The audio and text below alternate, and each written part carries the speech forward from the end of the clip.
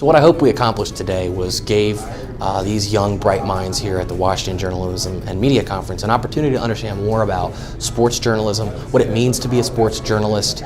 We got a chance to hear from some of the best bright minds in sports journalism from all over the country, doing great work at places like the Washington Post, ESPN, and many other places. And it was just a really good opportunity for us to connect back with students and see what is their interpretation of what is sports journalism versus what we actually do. Is it entertainment?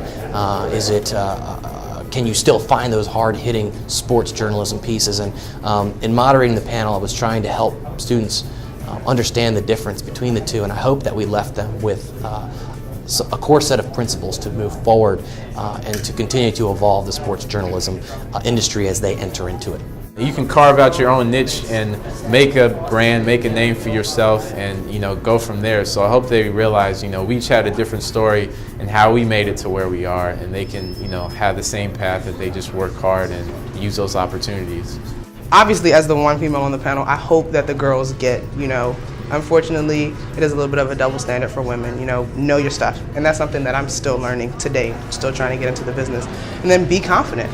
BJ mentioned it, women will get pushed a little bit differently from a guy, but you've got to be able to withstand it. Women have produced some awesome stories and have become great sports writers, and I think that's outstanding. So I hope the girls picked up on that. But in general, I hope the kids know that this is a really competitive business, and it's not for the faint of heart. You've got to love it, and you've got to be willing to work. What I took away from today at the sports panel was all about being you and branding yourself, because not necessarily, I think Phil Murphy said that once, about branding yourself, and same with Brandon Parker, but I really think branding yourself and being who you are, that's how you become the next Dick Vitale, the next Aaron Andrews, next Cerise, gosh, his last name, but I know what it is, I promise.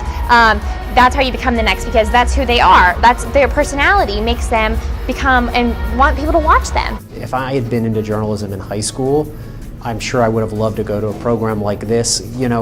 A lot of these kids, they're from all across the country. They're probably one of the few kids in their high school who really care about journalism, and when you get a chance to come and be around other people who are just like you and care about the same things you do, I know that's a great feeling for them, and you could tell by the passion and the interest in the questions and the way they listen and everything. Yeah, they seem to be having a great time. I'm kind of envious. Man, was I impressed with the people who came up, and even afterwards you can just tell a lot of them had this contagious passion, not just for sports journalism, but for journalism.